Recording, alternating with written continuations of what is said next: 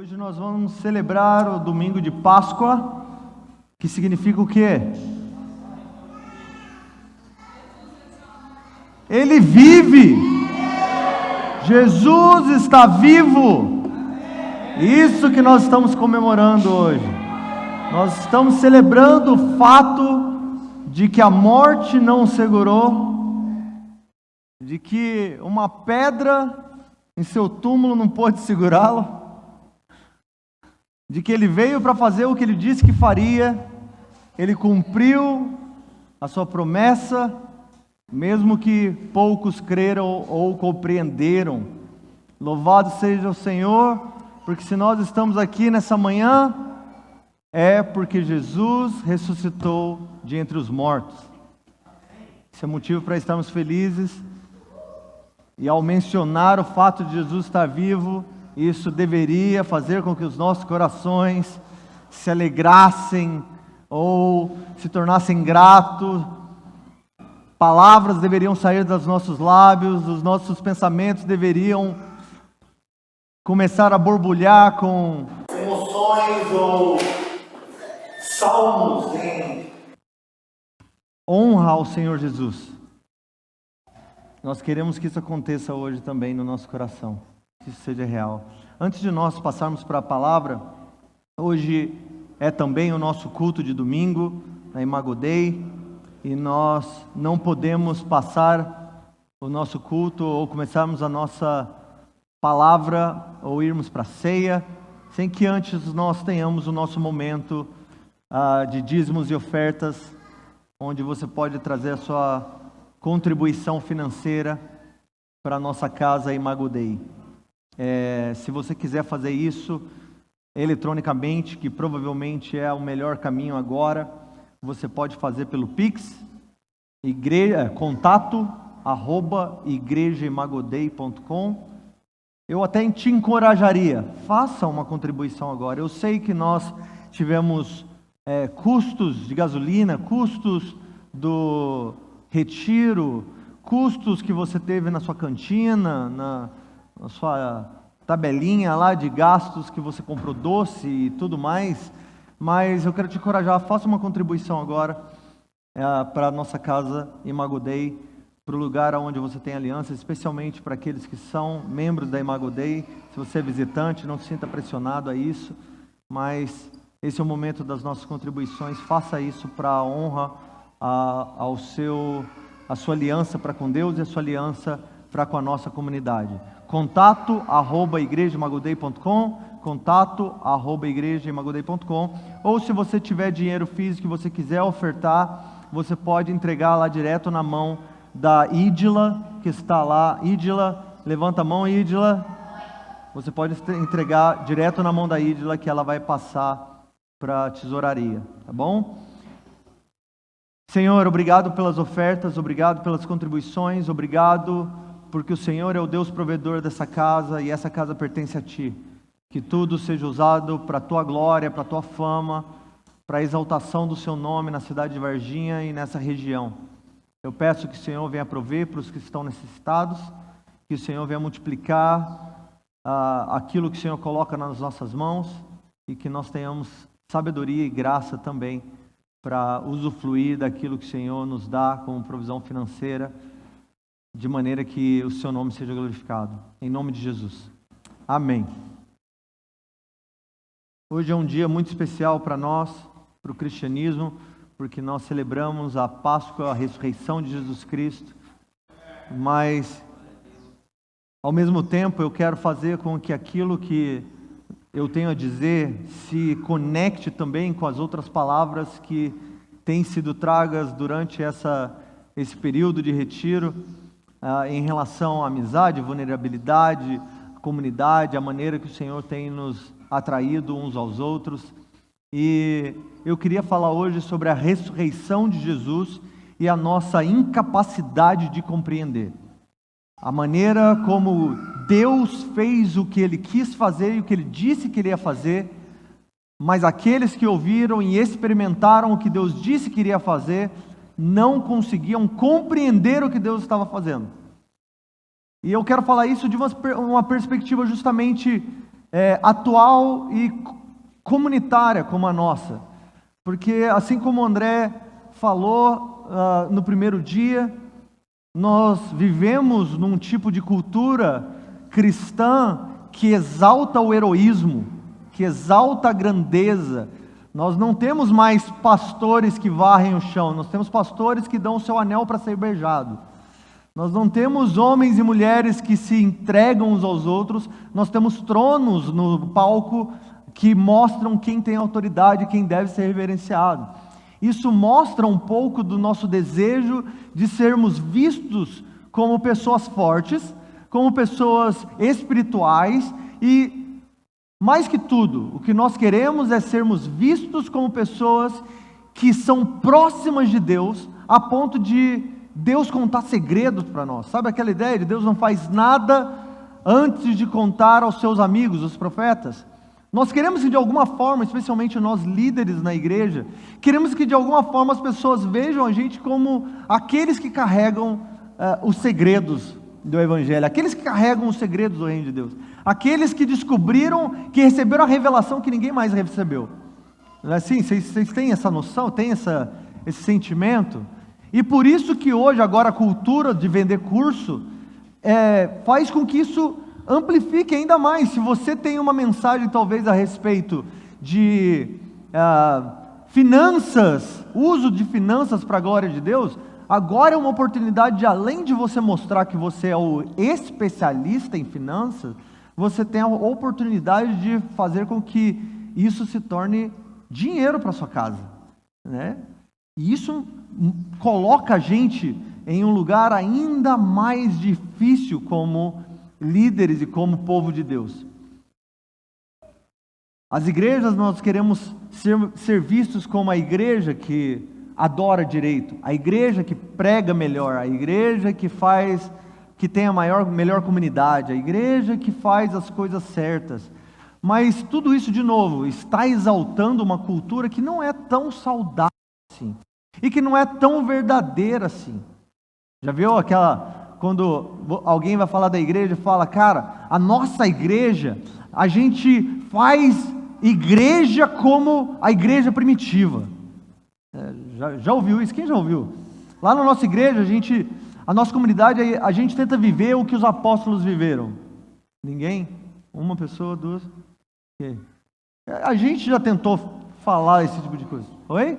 A gente já falou isso. Nós queremos viver o que os apóstolos viveram, o que a igreja primitiva viveu.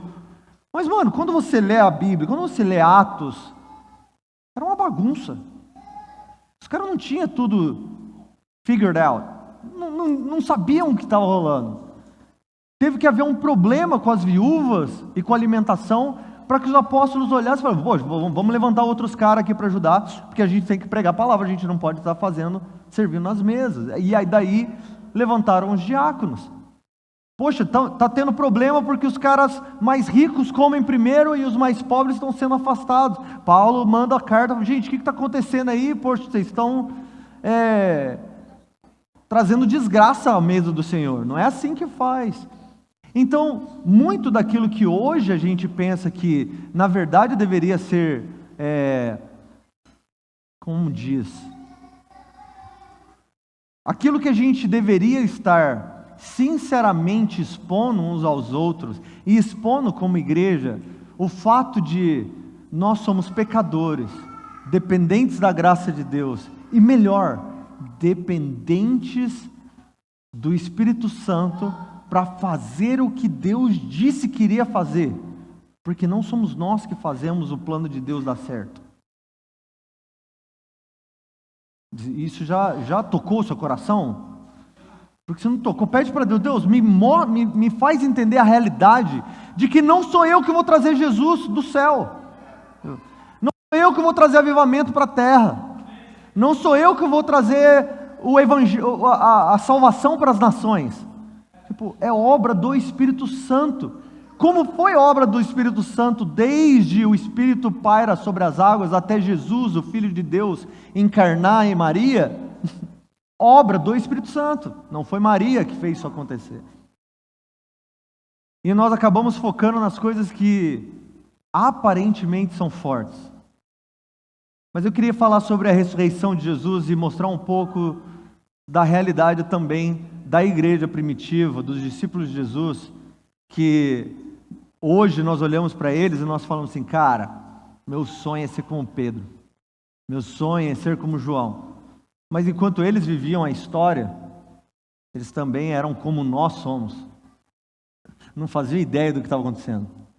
Não tinham ideia do plano real de Deus na história da vida deles. Eles também dependiam de Deus fazer a história acontecer para olhar para trás e falar, ah, era isso que Deus estava fazendo. Quantos aqui já olharam para a sua própria vida, entre desgraças, alegrias, decisões mal tomadas e boas decisões, e aí você olha e fala, cara, se isso não tivesse acontecido, eu não estaria aqui? Já aconteceu com você? Nossa, graças a Deus que me deu um livramento, porque se isso não tivesse acontecido, isso não tinha acontecido. Tá, mas você está olhando do futuro para o passado. Enquanto você estava vivendo, você não fazia ideia do que Deus ia fazer. É como eu e a Nath, a nossa família que está em transição para os Estados Unidos. Nós estamos focando na nossa família. O que nós sabemos, nós estamos tentando planejar e ter controle. Vamos fazer assim, vamos fazer assado, vamos gastar o dinheiro assim, vamos procurar trabalhar dessa maneira, fazer isso aqui. Mas a gente está olhando de uma perspectiva tão limitada, é como se a nossa história, aquilo que nós podemos ver, fosse essa sala. E o que Deus está fazendo na nossa vida fosse o restante do mundo. A gente não faz ideia do que está acontecendo lá atrás. A gente não faz ideia do que está acontecendo em Varginha agora. Mas o que nós podemos ver é isso. Até que amanhã a gente olha para o ontem e a gente fala assim, uau, você viu o que Deus fez ontem? Você viu como Deus fez aquilo e aquilo e aquilo?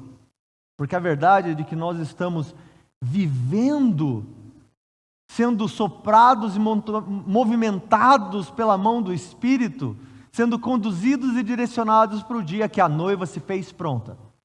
O dia que Jesus vai romper o céu e vai descer em glória para julgar os vivos e os mortos. Mas até lá, a gente vai ficar pensando, Jesus vai vir pela esquerda, Jesus vai vir pela direita, Jesus vai fazer isso, Jesus vai fazer aquilo. Mas a verdade é que a gente não faz ideia do que Deus vai fazer, como Ele vai fazer. Essa é a verdade. Pronto, essa é a verdade.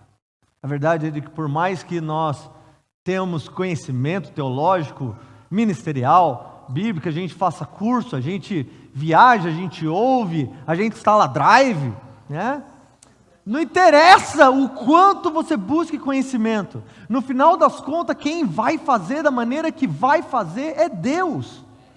E não tem como nós dizermos a Ele, Deus, faça assim e não assim.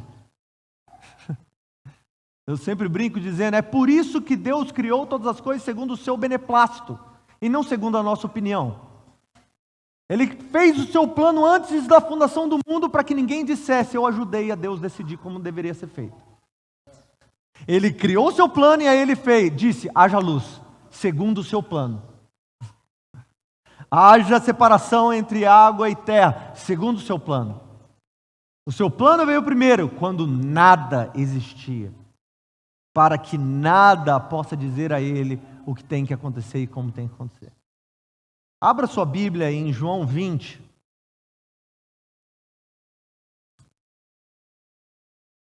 O que eu estou tentando dizer é que nós, cristãos de 2024, muitas vezes nos exaltamos e nos orgulhamos pela pouquíssima sabedoria e entendimento que nós temos.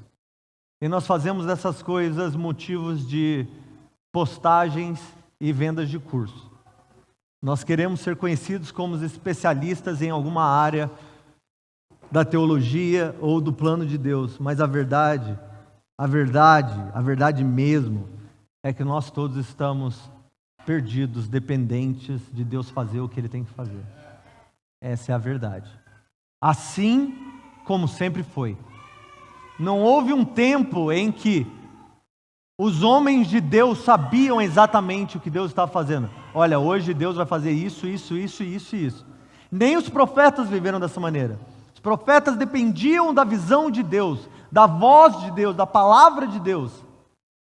E por isso nós temos uma grande necessidade de tomarmos tempo da nossa vida, gastarmos energia conhecendo as Escrituras. Porque as Escrituras que Deus nos deu são a única certeza que nós temos. A palavra de Deus é a única coisa que Ele não vai falar. Gente, desculpa, eu errei.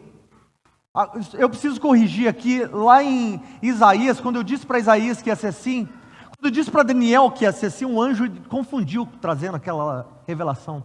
Na verdade vai ser assim, agora que eu vi como a virada do século e tal, a mudança, internet, inteligência artificial, vamos fazer diferente?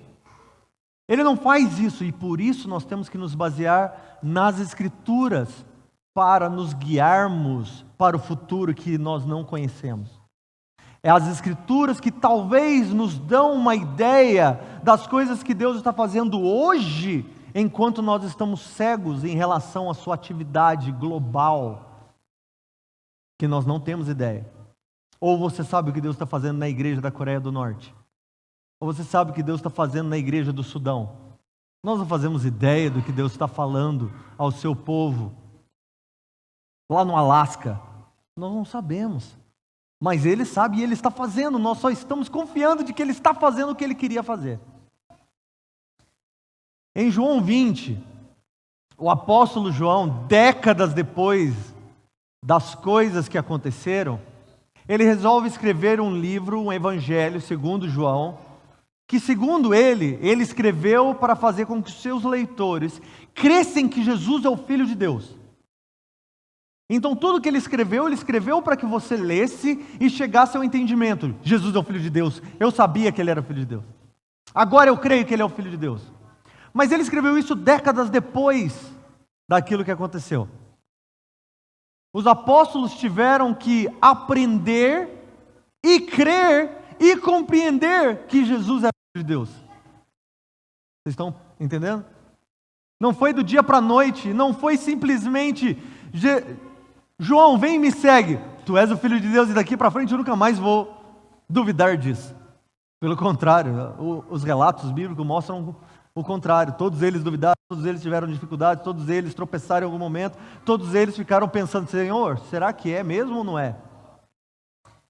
Lê comigo, vamos começar no versículo 1 e nós vamos acompanhando.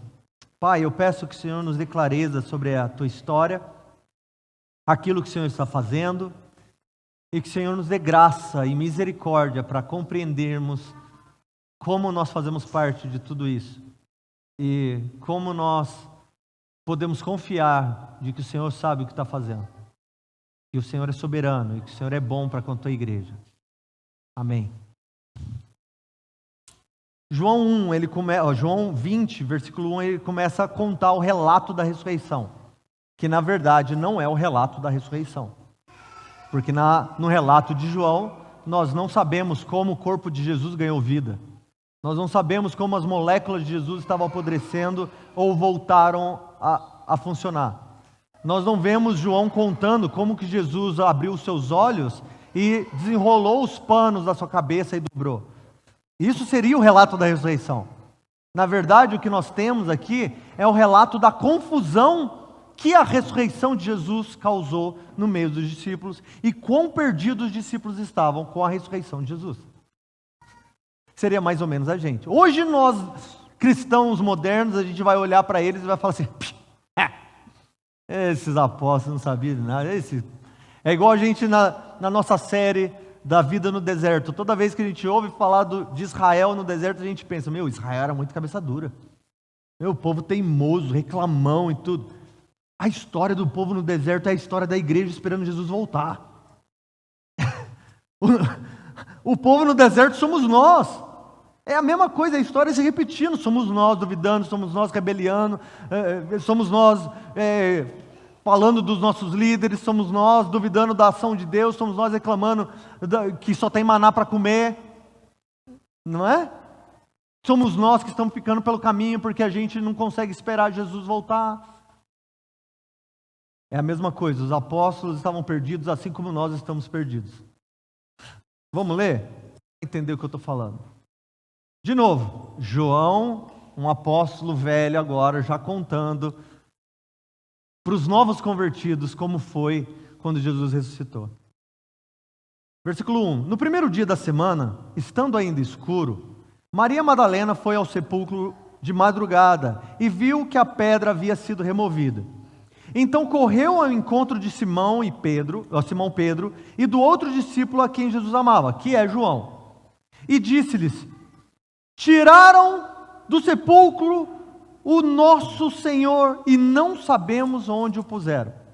Então olha, João não vai falar aqui a respeito das outras mulheres que estavam com Maria Madalena, ele vai focar no fato de Maria Madalena ser a voz que trouxe a notícia.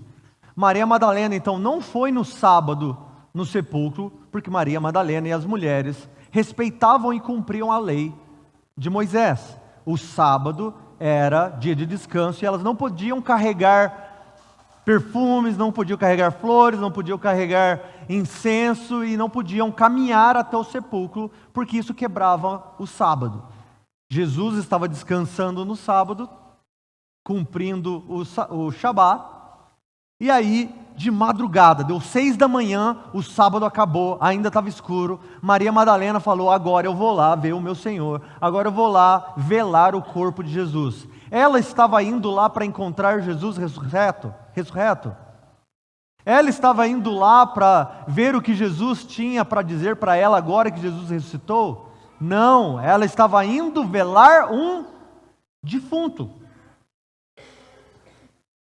Ela falou: eu preparei perfumes, eu preparei incenso, eu preparei especiarias, porque Jesus, aquele que eu amo tanto, merece ser velado. Merece que eu vá lá orar no seu túmulo. Ela não tinha expectativa da ressurreição. Ela não tinha entendido a possibilidade de chegar lá e estar vazio. Ela foi de madrugada porque ela queria ir no momento que ninguém estava lá. Eu quero ser o primeiro a chegar, eu quero chegar lá e falar para os guardas romanos que estão guardando o túmulo, eu quero chegar lá e falar: dá licença que eu vou arrumar o túmulo de Jesus. Quero deixar perfuminhos para Jesus aqui. Ela chegou lá, o túmulo estava aberto. Maria não vai e começa a gritar e dançar como Miriam: uhul! Deus nosso é poderoso! Olha só o que Ele fez, Ele ressuscitou Jesus dentre os mortos. Não, o que aconteceu? Cagaço. Ela calculou: túmulo aberto, túmulo vazio, corpo não está aqui, os romanos roubaram o corpo. Os romanos moveram o corpo de Jesus. Saiu correndo: vou chamar aqueles que têm autoridade, aqueles que podem enfrentar os romanos, aqueles que vão até os judeus, aqueles que vão fazer alguma coisa. João, Pedro, vem cá, vocês não sabem o que aconteceu. Ela diz: tiraram do sepulcro o Senhor. Ela nem disse: Jesus sumiu, será que Ele ressuscitou? Nós estamos aqui fazendo cálculos a respeito das nossas vidas, fazendo cálculos a respeito das Escrituras, fazendo cálculos a respeito do futuro. Mas talvez a gente esteja exatamente como Maria, fazendo cálculos que não tem nada a ver, julgando as ações de Deus na nossa vida como se a gente fosse Maria. Peraí, isso aconteceu, quem foi que fez isso? E Deus está aqui assim: ué, como assim quem foi? Estou ressurreto e você... Estou fazendo isso na sua vida e você está pensando que alguém fez isso? Está você aqui, está repreendido. Isso é coisa do capeta, Jesus. Como assim? Sou eu que estou fazendo isso na sua vida? Sou eu que estou agindo assim, para te apresentar santo diante de mim?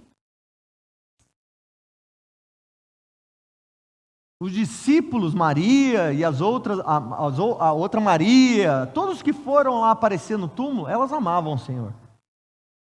Lembrem-se, quando Maria derramou o perfume nos pés de Jesus, Jesus ainda falou assim: vocês estão ouvindo eu falar que eu iria morrer todo esse tempo, vocês não fizeram nada a respeito disso.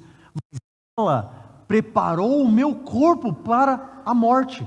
Quer dizer, ela entendeu que eu iria morrer. Mas agora, sendo a mesma Maria ou não, o que João está dizendo aqui, deixando claro, é que ninguém achava que Jesus iria ressuscitar. Ninguém se preparou para a ressurreição dele. Se prepararam para a morte. Agora que ele morreu, vamos colocar flores. Vamos colocar incenso.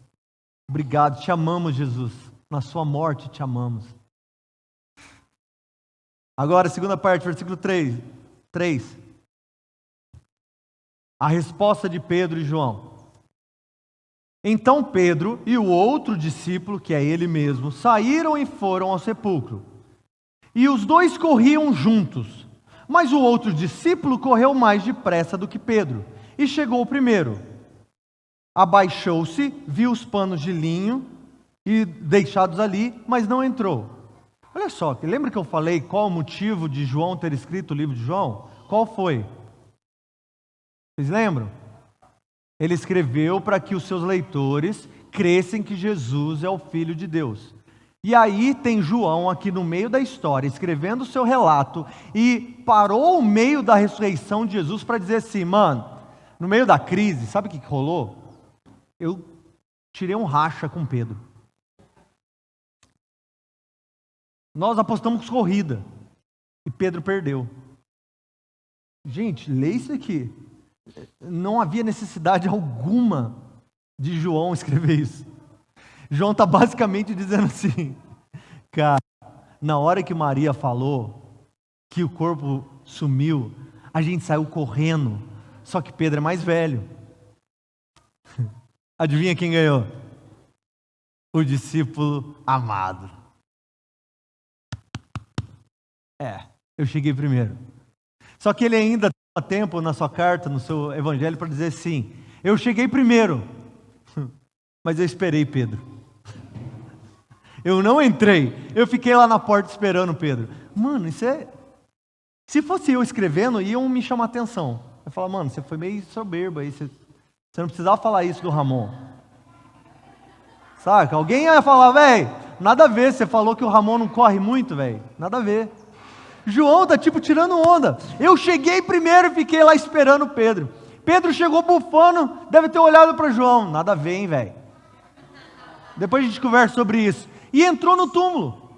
Olha só, aí agora a parte que diz assim, abaixando-se Pedro, viu os panos de linho deixados ali, mas não entrou. Não, isso foi João. Aí agora no versículo 6, chegando Simão Pedro, que o seguia, ou em outras palavras, chegando Simão Pedro, que ficou para trás porque era devagar, entrou no sepulcro e viu os panos de linho deixados ali.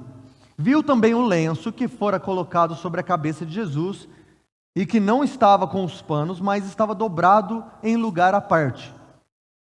E aí? O que mais, João? O que aconteceu? Pedro creu que Jesus ressuscitou? Pedro saiu para fora e falou assim, João, ele ressuscitou. Ele foi para Maria e falou, Maria, fica tranquilo, Jesus ressuscitou. Ele não fala. João não está aqui contando para a gente a respeito de uma resposta positiva que eles deram. O que João está tentando dizer, cara, foi uma bagunça. Foi uma crise. Nós não sabíamos o que tinha acontecido. A gente não sabia onde estava o corpo de Jesus. A gente não sabia se Jesus tinha cumprido o que ele disse que ele ia cumprir. A gente não pensou naquela questão de Jesus ter dito lá no templo, destrua esse templo e em 3 dias eu torno a reconstruir. Nós não pensamos em Jesus dizer, da mesma maneira que Moisés levantou a serpente no deserto, é necessário que o Filho do Homem seja elevado. Eles não pensaram, não fizeram o cálculo de 1 mais 1 é Jesus ressurreto.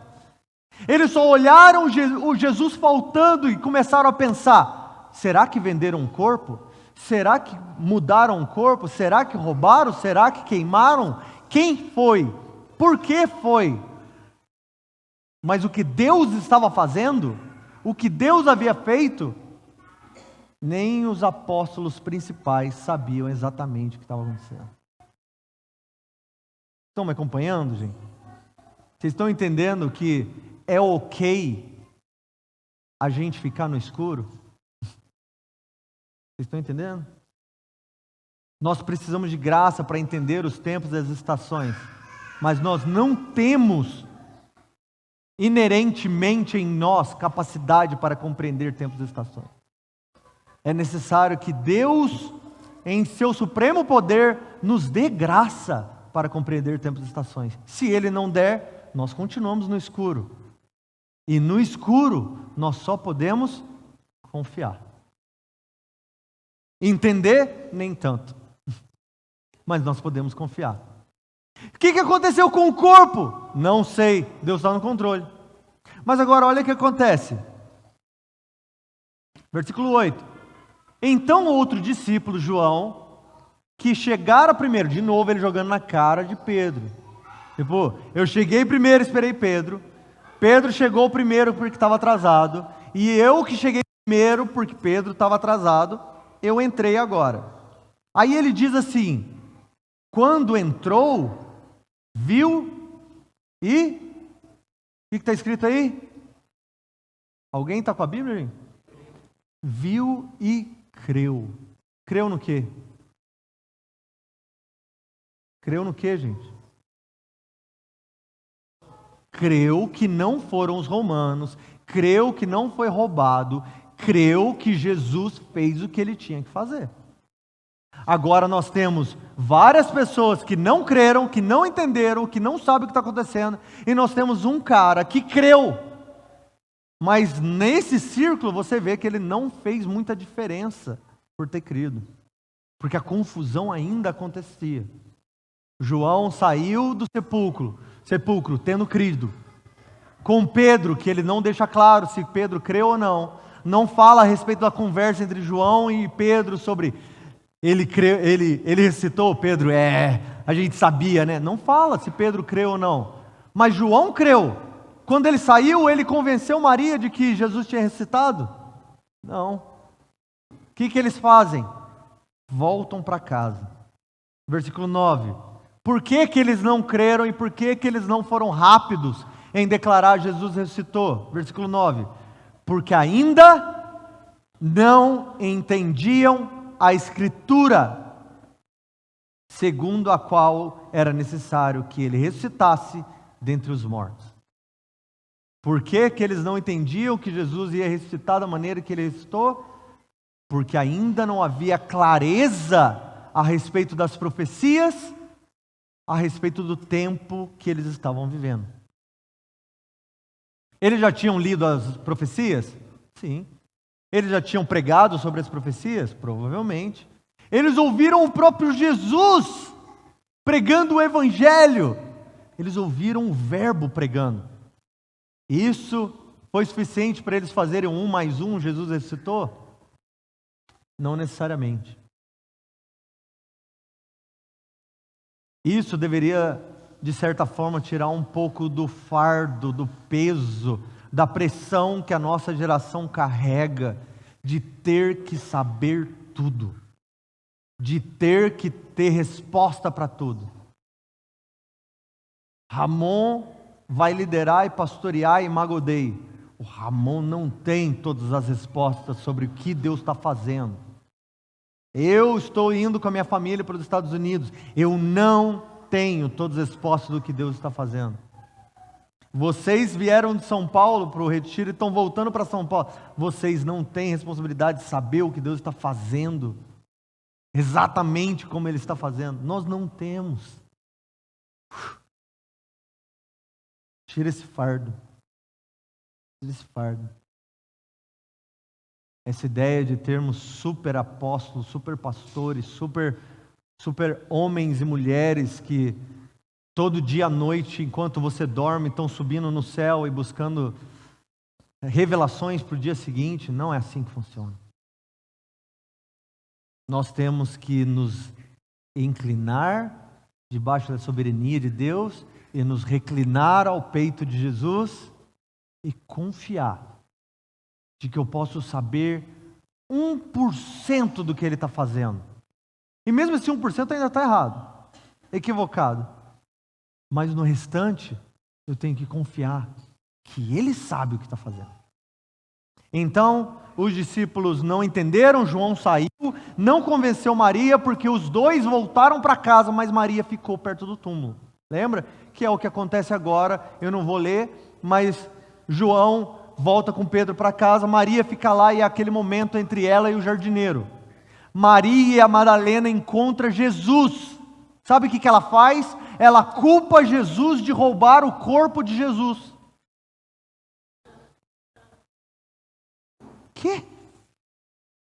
Ela olha Jesus e fala, o jardineiro. Jesus olha, tudo bem, eu sou só o Senhor do universo. Eu sou só o eixo de toda existência. Só isso, sou só o verbo de Deus. Mas tudo bem, você está vendo só um jardineiro. E nem o jardineiro você trata com graça. Ainda culpa o jardineiro de ter roubado o corpo de Jesus. Ô jardineiro, onde foi que você colocou o corpo de Jesus? Jesus,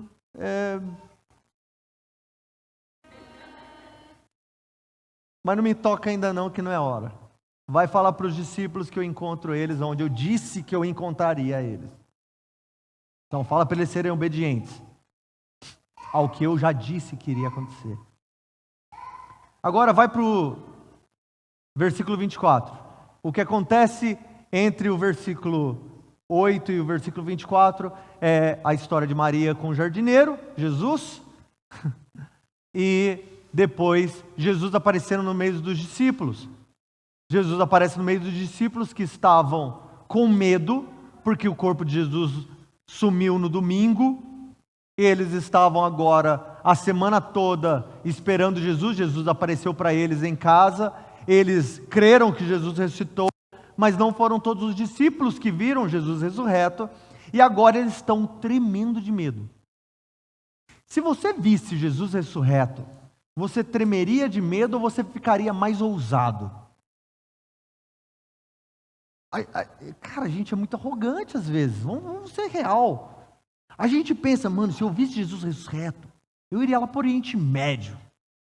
Mano, eu saia gritando para todo mundo, olhando na cara dos romanos: ressuscitou! Mano, não estava nem aí. Agora eu podia ser morto sabendo que eu ia ser um mártir de Jesus ressurreto. Os apóstolos se trancaram em casa com medo do que ia acontecer. Os apóstolos estavam igual Moisés diante do monte, que diz assim, o terror era tanto que ele estava tremendo de medo. Os apóstolos de Jesus estavam tremendo de medo. Mas nós não, a gente olha o fim dos tempos, a gente olha a grande tribulação, a gente olha as taças, as trombetas, a gente pensa assim, cai dentro. Cai dentro. Igreja vitoriosa, igreja triunfante, vai ser fácil. Os apóstolos tremeram de medo porque eles não entendiam o que estava acontecendo. As profecias estavam lá, o evangelho estava lá, mas entre ler e viver são duas coisas diferentes. Há um abismo. Há um abismo entre Deus te dizer, vai para o Oriente Médio, e você está no Oriente Médio pensando, Deus me trouxe aqui para me matar. Deus não vai prover, eu não sei para onde ir, eu não falo árabe, eu não sei o que fazer, eu estou lascado. Entendem o que eu estou falando? Agora o que acontece é que eles já sabem que Jesus ressuscitou, mas nem todos viram. Nisso entra a história de Tomé. Versículo 24. Tomé, chamado Dídimo, que era um dos 12, não estava com eles quando Jesus apareceu. Imagina a conversa dos apóstolos com Tomé e Tomé trucando eles. Tomé falando para eles, mano, vocês estão de onda, velho. Nem a pau. Com certeza foram os romanos. Eu estava lá comprando maçã na feira agora e eu vi eles falando que foram os romanos, venderam para o pessoal que passou uma caravana, vendeu o corpo. Venderam no mercado negro, na Deep Web, estava lá. Venderam o corpo de Jesus. E aí Tomé preocupado, porque agora Nós somos os 12 apóstolos, a igreja está esperando a gente dar uma resposta do que está acontecendo, mas esses caras acham que Jesus ressuscitou. Olha o que Tomé diz. Eles dizem: vimos o Senhor, mas Tomé respondeu: se eu não vir com estes meus olhinhos o sinal dos pregos em suas mãos, e eu não colocar o meu dedo no seu lado, de maneira nenhuma eu vou acreditar que ele ressuscitou. João entrou no túmulo vazio e creu. Maria viu o túmulo, viu João, viu Pedro, conversaram e não creu. Os apóstolos tremeram de medo, se trancaram numa casa e Jesus teve que aparecer para eles crerem. Tomé falou: o testemunho de vocês para mim não é nada. Estou nem aí se é Pedro falando. Estou nem aí se João está falando que ressuscitou. Se Jesus não aparecer aqui agora, mas nem a pau que eu vou acreditar que ele ressuscitou. Vamos falar a verdade, a gente também é assim. A gente também é assim. A gente não crê na palavra de Deus com tanta facilidade. A gente não crê nem mesmo na nossa salvação muitas vezes. Às vezes a gente está em algum lugar, aí o pastor, o pregador fala assim: quem aqui tem certeza da sua salvação? Tipo, vixe. Se Jesus aparecer para mim, eu creio. Se Jesus mandar um anjo para me dizer que eu sou salvo, eu creio. Porque nós somos incrédulos. Nós não acreditamos naquilo que ele disse que ele faria. Se ele aparecer, eu vou acreditar. O que aconteceu então? Na segunda-feira seguinte, 8 dias depois, os discípulos estavam outra vez ali reunidos. Tomé estava entre eles. Jesus esperou Tomé estar no meio deles. Então, eu vou aparecer de novo agora, mas eu quero ter certeza que Tomé vai ter aquela multa que ele merece. Estando as portas trancadas, Jesus apareceu. Esse dia foi louco. João devia ter dito isso, que esse dia foi louco. Ele deixa claro, as portas estavam trancadas. Ele não disse: a gente estava lá tomando um café e de repente Jesus entrou pela porta. As portas estavam trancadas. Como que Jesus entrou? Alguém vai sugerir: eles destrancaram a porta. Não, João não teria dito que as portas estavam trancadas e Jesus apareceu se ele não estivesse querendo dizer: Jesus apareceu dentro da casa com as portas trancadas, com o seu corpo ressurreto. Carne para eles verem, tocarem, apalparem. E diz assim: e Jesus chegou, colocou-se no meio deles, provavelmente com um sorriso no rosto, contrariando aqueles que acham que Jesus nunca sorriu, porque a Bíblia não diz que ele sorriu. Com um sorriso no rosto ainda disse assim: e aí galera, beleza? Paz seja convosco. Provavelmente ninguém saiu correndo pela janela. Jesus apareceu do nada no meio deles. Paz seja convosco, é a mesma coisa dos anjos aparecer e falar: não temas. Você entende o que está acontecendo? Se ele disse shalom ali no momento, querendo dizer haja ordem, haja paz, haja sentido, o que estava acontecendo era o contrário disso. É a mesma coisa do anjo dizendo: não tema. Por que ele fala não tema? Porque o cara está todo borrado no chão. Está todo sujo. Chorando com remela: não me mata. Não temas. Fui enviado para trazer uma mensagem. Ou João: e eu estava no chão como morto. A gente acha que ele estava numa soneca. Não, ele estava como morto porque ele estava apavorado. Jesus olha para eles e fala assim: relaxa, sou eu. Tomé, de repente, olha assim: caraca, é verdade. Jesus olha para Tomé: Tomé, te amo. Vem cá, chama Tomé, vem cá, filhinho. Toca aqui. Coloca aqui o teu dedo e vê as minhas mãos. Apalpa, vê se é verdade. Vê se é o mesmo cara que vocês tiraram da cruz. Vê se é o mesmo cara que vocês enrolaram em panos. Vê se é o mesmo cara que vocês estavam velando e chorando debaixo na cruz. Sou eu? Agora vem cá. Coloca a tua mão no meu lado. Sente o buraco da lança do soldado na minha costela. Você estava lá, você lembra? Quando espirrou água e sangue da minha costela? Então, sou eu? Imagina Tomé. Senhor meu e Deus meu, é você! Agora eu entendo! É verdade, você ressuscitou! 8 dias depois. 8 dias depois. Gente, o que a gente está pensando? A gente imagina que nós vamos ter a clareza. É essa vulnerabilidade que o André estava falando, que a gente está conversando esse final de semana, que deveria trazer paz no nosso meio. A igreja, Jesus nunca falou que o mundo saberia que Ele nos enviou, de que Ele estava no nosso meio, por quanto conhecimento a gente teria.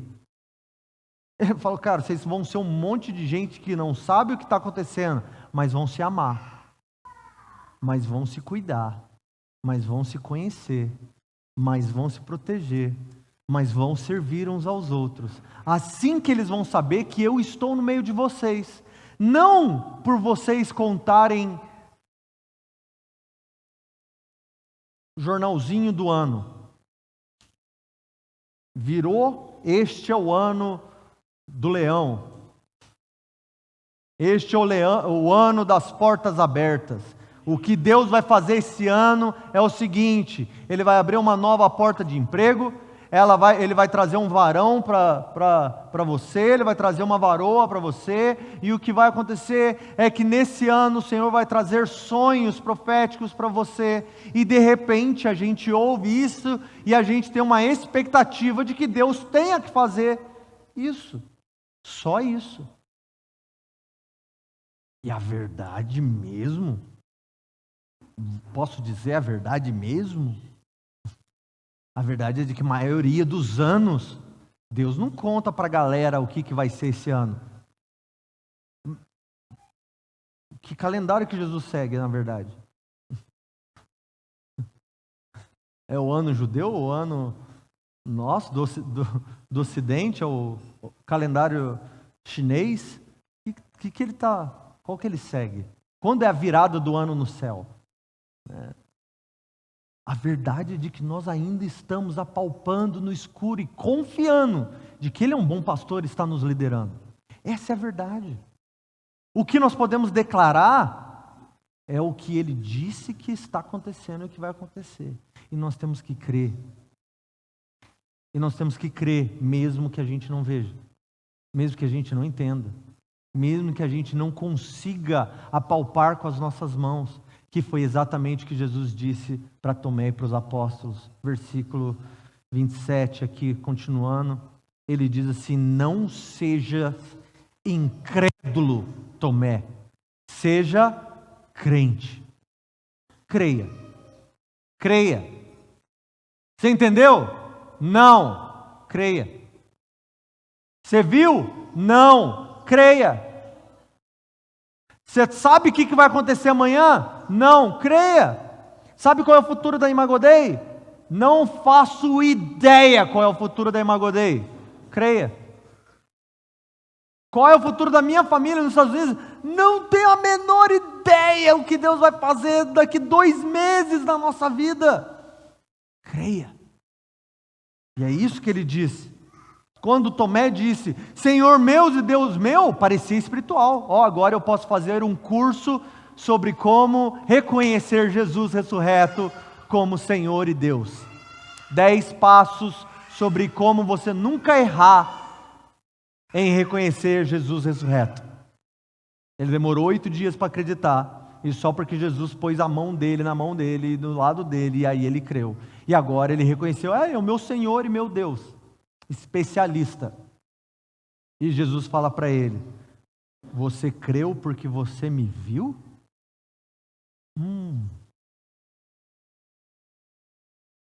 A fé não está atrelada aos sentidos de visão.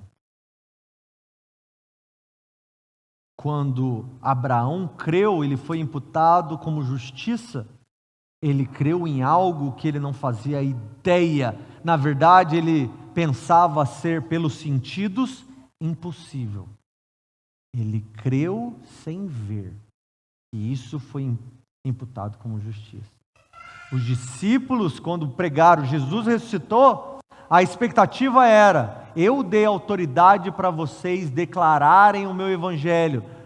Vai e declara para todo mundo que eu ressuscitei.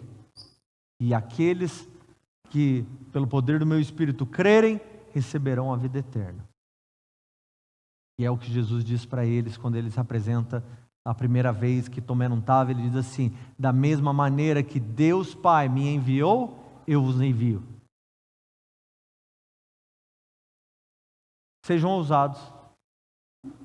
Vai pelas nações, porque eu não vou estar com vocês, mas creiam de que a verdade que vocês experimentaram é a verdade de Deus.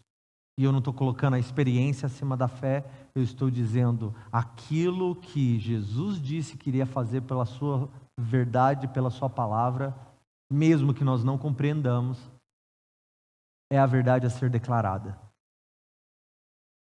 E aí Jesus fala para ele, vocês creram? Você creu porque você viu? No final ele diz, bem-aventurados os que não viram, mas creram. Quem aqui viu Jesus ressuscitado? Ninguém, gente. Que crentes são vocês? Jesus disse, bem-aventurados sois vós, porque vocês não tocaram as mãos de Jesus, vocês não tocaram o lado de Jesus, mas vocês creram no evangelho dos apóstolos que não creram quando foi a vez deles, mas eles creram depois e proclamaram a verdade de Jesus. Por isso, nós devemos compreender, não foi a capacidade cognitiva ou de pregação dos apóstolos que fez com que o evangelho chegasse a nós e nos salvasse.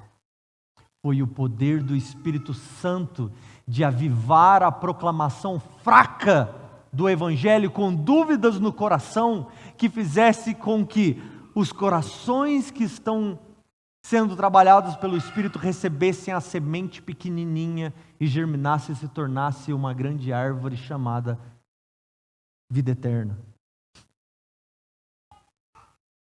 Por isso que a gente tem que entender que nós, em Magudê, a gente tem falado nesse último ano a respeito da nossa dificuldade de testemunhar o Evangelho. Vocês sabem do que eu estou falando.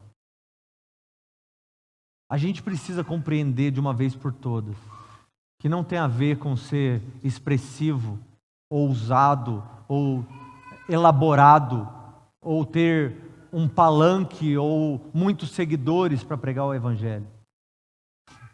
Porque talvez a nossa pregação do Evangelho para os não crentes vai soar como Pedro falando para Tomé, Jesus ressuscitou. E Tomé falando, não acredito. Mas pode ser que ele caia no coração certo que vai dizer, eu creio mesmo não vendo. Eu creio mesmo que você esteja desconfortável em pregar o Evangelho para mim. Eu creio nesse Evangelho. Versículo 30 para finalizar. João então finaliza esse capítulo falando exatamente o desfecho da sua vida e do seu livro, dizendo, Jesus, na verdade, realizou na presença de seus discípulos ainda muitos outros sinais que não estão registrados nesse livro. Então, ele fez todos esses sinais, todos esses milagres, na presença dos seus discípulos. E seus discípulos tinham dificuldade. E seus discípulos precisavam crer. E seus discípulos dependiam uns dos outros para encorajamento. Não é todo dia que a gente acorda pronto para ressuscitar um morto. Não é todo dia que a gente acorda pronto para orar para alguém que está com dor de cabeça. Às vezes a gente olha alguém com dor de cabeça e a gente pensa, mano, dá um dipirona, dá um Doril, nem sei que remédio que é para dor de cabeça. A gente pensa que é mais fácil dar um remédio do que orar. Quem diria pregar no meio do metrô de Varginha?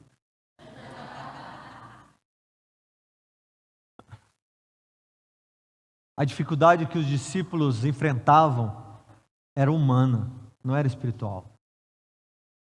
Entendam isso, nós somos humanos. O Espírito do Deus vivo está em nós, mas nós continuamos humanos. Se o Espírito Santo fosse falar, todos criam. Mas é o próprio Espírito que faz a sua própria obra e usa-nos para cumprir a sua missão. Então nós estamos no meio dessa cabo de guerra entre Deus e a humanidade. A gente acorda um dia e a gente fala assim, Senhor, tudo que eu tenho pertence a Ti. E a gente vai para a igreja e a gente não consegue desvencilhar de R$2 que está na nossa carteira. Porque a gente não acredita que Ele vai prover para a cantina depois do culto. Vocês estão ligados? É assim. É como Paulo dizendo, do meu interior eu amo o Senhor.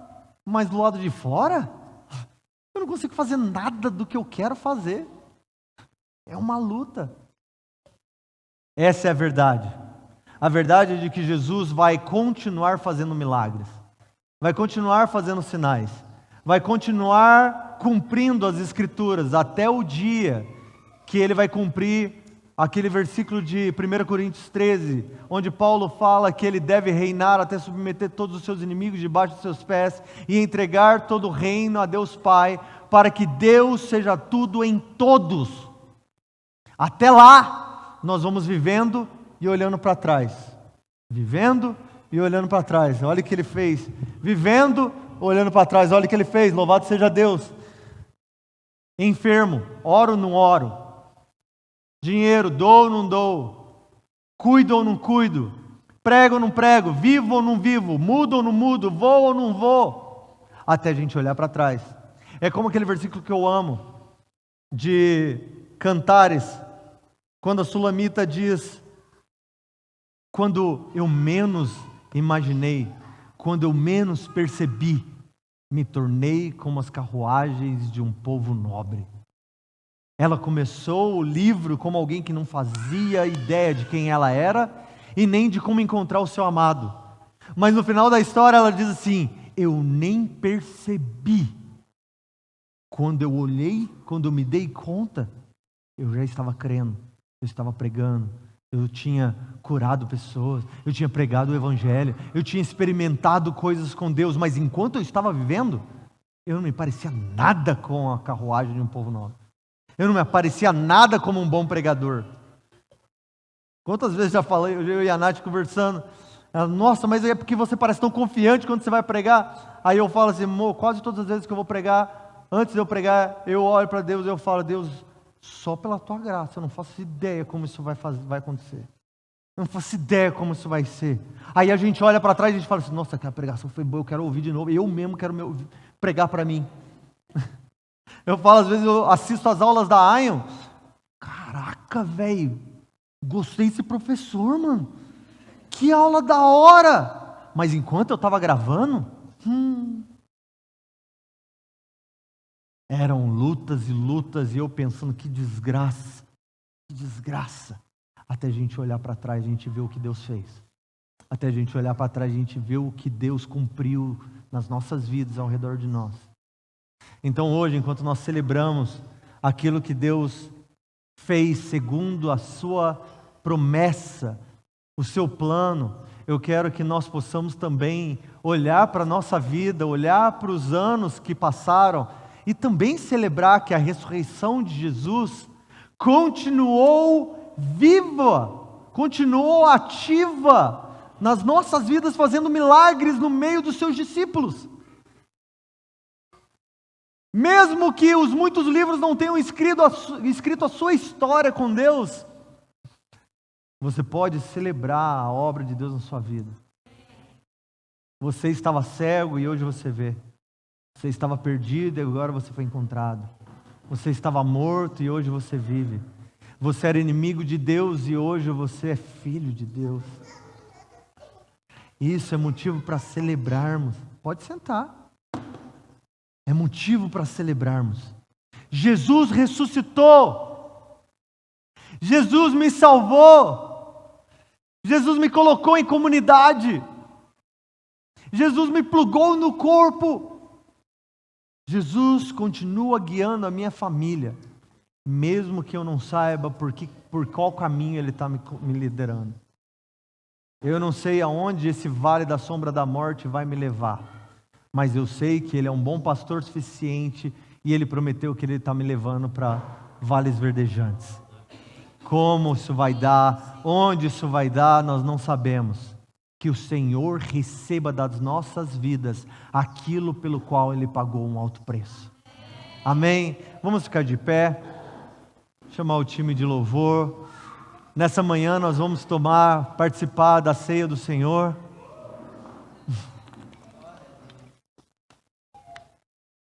Na sexta-feira, antes de Jesus ser traído e morto, Jesus chamou os seus discípulos para se alimentar da refeição que celebra a Páscoa, que fala a respeito da saída do povo de Israel do Egito. E o que Jesus estava falando para os discípulos naquela última ceia, naquele momento, onde Ele apresenta o pão, onde Ele apresenta o vinho. O que Jesus estava falando para os discípulos é de que assim como para sair do Egito, foi necessário que vocês se preparassem para a caminhada e para a jornada, se alimentando do Cordeiro Pascal e passar o sangue sobre os seus umbrais para que o anjo da morte não ceifasse as suas vidas. Assim é necessário que eu me entregue por vós, até que eu retorne glorioso, é necessário que vocês continuem se alimentando de mim. É necessário que vocês entendam que a minha aliança com vocês é essa. Eu estou me entregando à morte para que vocês tenham vida em mim. Então, quando vocês fizerem isso, façam em memória de mim. Assim como o povo no deserto tinha que se lembrar do coelho, tinha que se lembrar do Cordeiro Pascual. É necessário que vocês se lembrem que eu sou o Messias, o Cristo, que dá vida a vocês. O meu sangue, o meu corpo, não cancela a necessidade da jornada. A minha aliança com vocês não cancela a necessidade de caminhar pelo deserto. O meu sangue derramado, o vinho que nós vamos tomar hoje, o pão que nós vamos comer hoje, não cancela a necessidade de passar por dias difíceis e de derramar lágrimas. Não cancela as dores, não cancela as lutas, mas fortalece o homem interior, o íntimo do nosso ser, que nos faz crer mesmo sem ver. Crer no que Ele prometeu, mesmo sem ver. A gente pode estar hoje mesmo pensando: eu não aguento mais, eu não tenho resposta, eu não tenho sentido, eu não consigo mais dar um passo em direção a Deus. Jesus continua dizendo: não seja incrédulo. Se precisar, eu coloco a sua mão na minha. eu coloco a sua mão no meu lado, mas crê sem ver. Dê o voto de confiança de que eu sou um bom pastor para você, eu sou um bom pai, eu sou um bom líder. A sua dor talvez seja exatamente o que lá na frente vai se tornar um motivo de você dizer: eu me tornei como a carruagem de um povo nobre, eu me tornei um homem temente a Deus, eu me tornei uma mulher segura em Cristo Jesus. Mas é necessário, às vezes, passar pelo vale da sombra da morte. É necessário a gente passar pelo jardim de Getsemane. É necessário, às vezes, a gente derramar lágrimas. Mas vamos crer que mesmo a gente não entendendo tudo que Deus está fazendo, Ele sabe o que está fazendo. No final Ele vai glorificar seu próprio nome fazendo o que Ele está fazendo. Vamos confiar nisso. Enquanto nós cantamos, eu queria pedir que os diáconos já distribuíssem os elementos da ceia e que você tivesse esse momento durante a canção de olhar para dentro de si e para a sua história. Comece a celebrar a ressurreição de Jesus na sua vida, a obra de Jesus na sua vida. Tenta lembrar. Lembra do momento da sua salvação, lembra de momentos de libertação, de cura, provisão financeira, momentos onde Ele trouxe amigos para te ajudar. Mas tira alguns minutos agora para fazer isso que nós estamos fazendo em memória de Jesus. Lembre-se da obra de Cristo. Celebre isso agora.